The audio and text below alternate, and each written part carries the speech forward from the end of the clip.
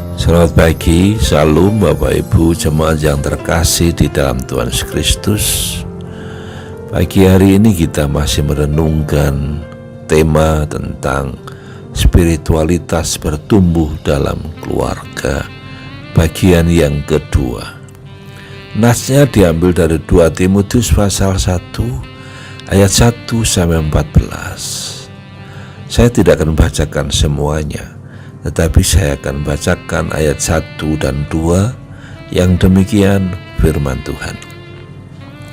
Dari Paulus, Rasul Kristus Yesus oleh kehendak Allah, untuk memberitakan janji tentang hidup dalam Kristus Yesus.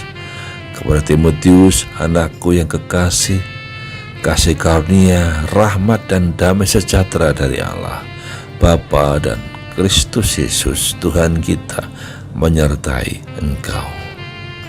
Bapak Ibu jemaat yang dikasihi Tuhan Yesus Kristus, apa yang mesti dilakukan agar dapat disebut sebagai bapa dan ibu yang baik seperti Paulus?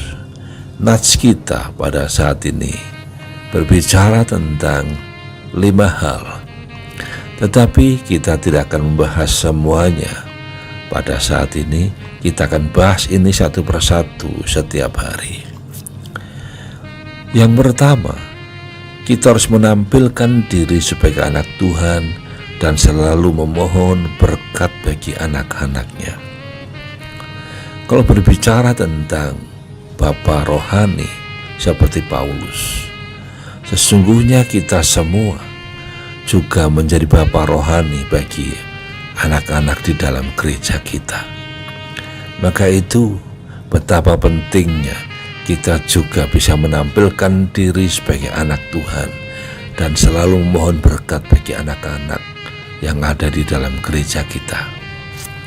Paulus memulai suratnya yang kedua kepada Timotius dengan menampilkan diri dan mengucapkan salam. Pertama-tama Paulus menyebut namanya sebagai pengirim surat. Lalu dia menyebut jabatannya, kemudian dia menyebut tanggung jawabnya. Inilah cara Paulus menampilkan dirinya.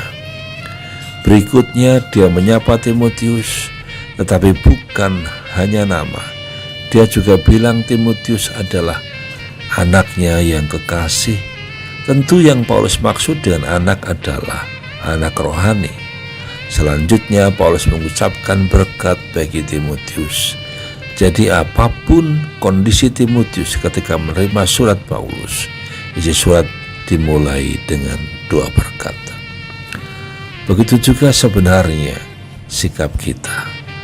Sebenarnya surat yang disampaikan oleh Paulus ini adalah salah satu bentuk bagaimana surat ini memberikan kekuatan, dorongan, memberi berkat kepada Timotius.